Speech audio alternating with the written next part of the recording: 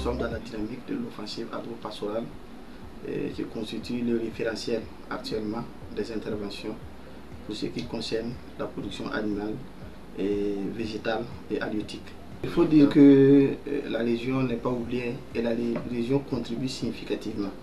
Et pour cette campagne, des aménagements ont été réalisés. Voilà, autour de 600 hectares sont des aménagements sommaires que nos techniciens, avec en tout cas la mobilisation populaire, voilà, a permis d'aménager pour produire du riz, voilà, au profit de la population de la région du Centre-Nord.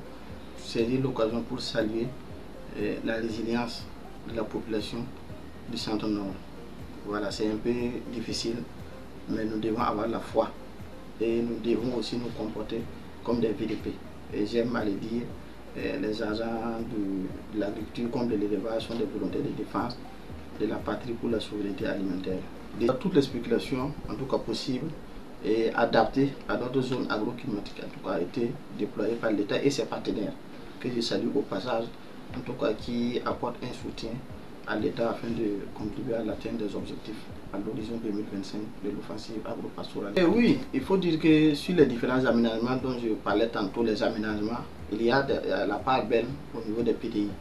Et l'État, cette année même, pour sa dotation, a mis à dégager près de 5% des intrants que nous avons reçus au profit des PDI, en plus des partenaires, en tout cas aussi de l'État, qui ont donné gratuitement des intrants au PDI.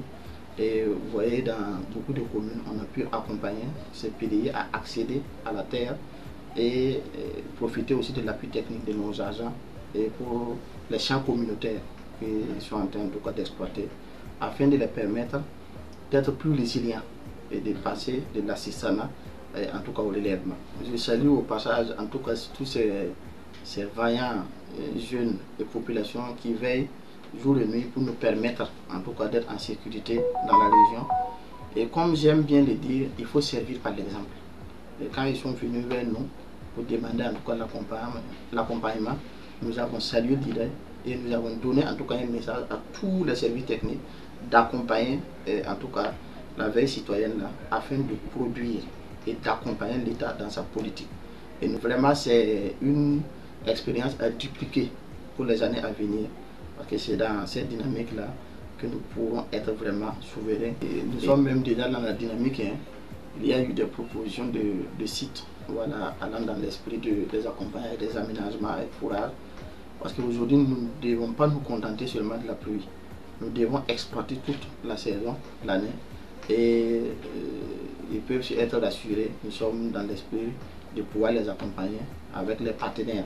Comme c'est une volonté de son Excellence, Monsieur le Président de Faso, nous allons les accompagner à produire en tout temps au cours de l'année.